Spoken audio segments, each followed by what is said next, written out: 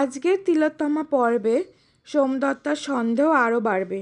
অন্যদিকে রঘুর মৃতদেহ নার্সিংহোমে পৌঁছতেই প্রতাপের মাথায় হাত।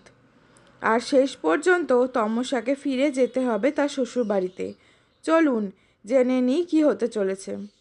প্রথমেই সোমদত্তা তমসার মাকে ফোন করে অনুরোধ করে সম্ভব হলে যেন আজ রাতেই তিলোত্তমা আর আলেখ্য বাড়ি ফিরে আসে, কারণ আলেখ্যর মায়ের শরীর নাকি খুব খারাপ।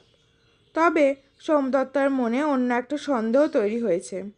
তমসার পরিবার বলেছিল তিলোত্তমা খুব ভালো গান করে, কিন্তু তমসার গান শুনে সোমদত্তা তেমনটা মনে হয়নি। অন্যদিকে রঘু সত্যি কথা বলছে কি না তা নিয়ে প্রতাপের সন্দেহ হয়।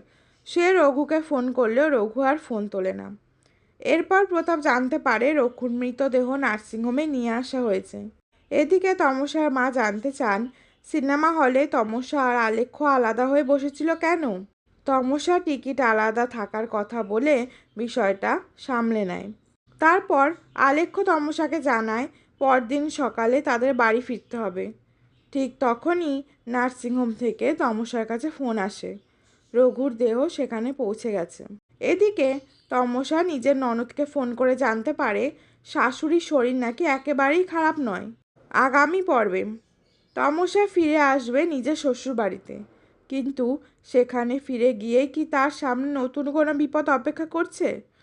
তোমার কি মনে হয়, সোমদত্তা কি তমসার আসল পরিচয় নিয়ে সন্দেহ করে ফেলেছে? কমেন্টে জানাও।